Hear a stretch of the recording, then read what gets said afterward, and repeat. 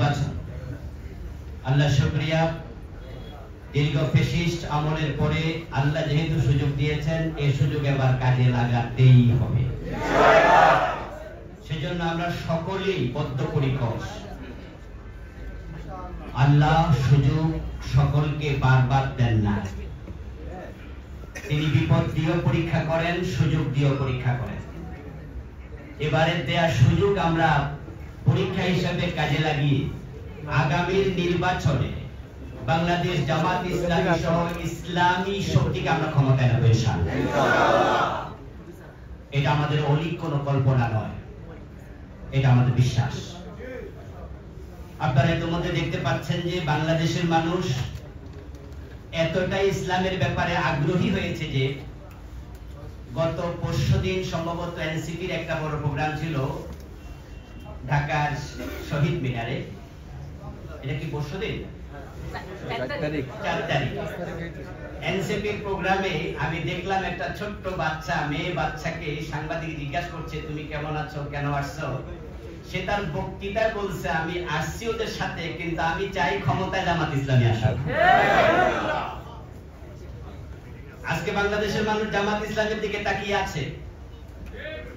আলহামদুলিল্লাহ, জামাত ইসলামী ক্ষমতায় আসার পথে সবচেয়ে বড় বাধা ছিল রাম এবং বামেরা, ফ্যাসিস্টরা।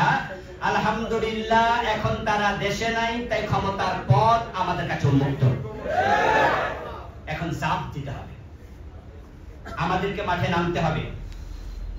সুযোগ দিয়েছেন আল্লাহ, আশা প্রত্যাশা হাতছানি দিচ্ছে।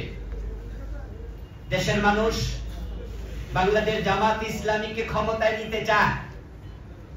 আপনারা দেখেছেন যে গত কয়েকদিন আগে আমরা যে সোহরাওয়ার্দী উদ্যানে সমাবেশ করেছি, সেখানে আমাদের প্রত্যাশার চেয়েও মানুষের সংখ্যা ছিল বেশি, কল্পনাতীত। আমরা আশাবাদী আমাদের এই জাগরণের পিছনে পার্সোনালি আমি যেটা মনে করি আল্লাহর রহমত, দয়া, তারপরে হচ্ছে আমিরে জামাত ডাক্তার শফিকুর রহমানের আকর্ষণীয় নেতৃত্ব। উনার চমৎকার বাসনভঙ্গি, উনার কর্মতৎপরতা, বাংলাদেশে যারা জামাত ইসলামীকে জানতো না, ভালো করে চিনতো না, পছন্দ করতো না, বামপন্থীরা পর্যন্ত উনার কারণে জামাতকে ভালোবাসতে শুরু করেছে।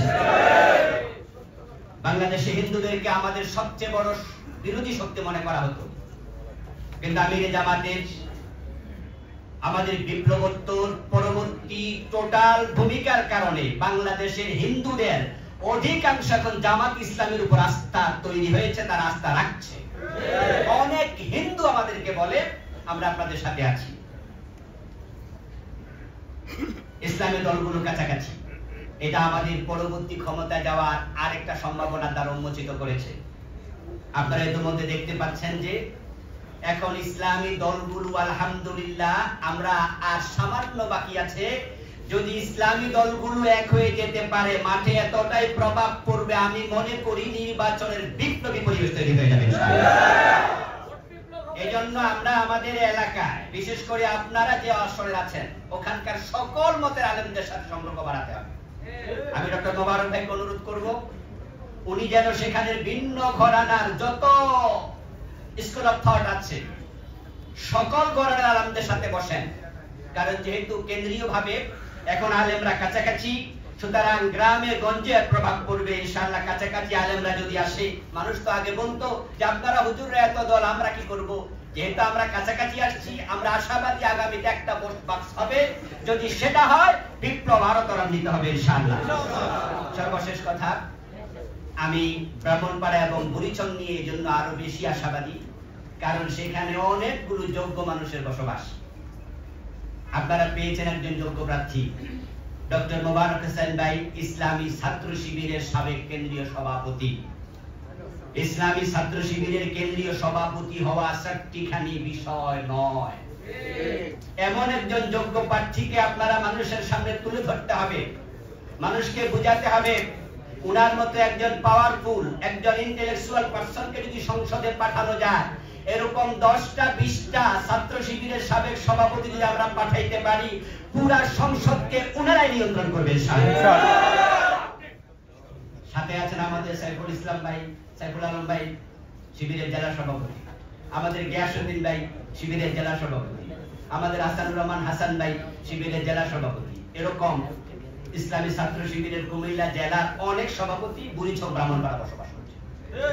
এখন আপনারা যারা বাহিরে আছেন, নির্বাচন যখন ঘোষণা হবে তখন মরণ প্রাণ কামড় দিতে হবে। ঢাকা ছেড়ে 1 মাস 2 মাসের জন্য বাড়ি চলে যেতে হবে। নিজের নির্বাচন মনে করতে হবে, এটা মোবারক ভাইয়ের নির্বাচন নয়, এটা আমাদের প্রত্যেকের নির্বাচন। যদি আমরা সকলে সিরিয়াসলি দাম দিতে পারি, ইনশাআল্লাহ আগামীতে বিজয় আমাদের হাতেই আসবে। আল্লাহ যেন আমাদের মোবারক ভাইয়ের গলায় বিজয়ের মালা পরিয়ে দেন, সে পরিবেশ আমরা তৈরি করতে পারি। আল্লাহর কাছে তৌফিক চাই, আল্লাহ আমাদের তৌফিক দান করুক, আমিন। আসসালামু আলাইকুম ওয়া রাহমাতুল্লাহ।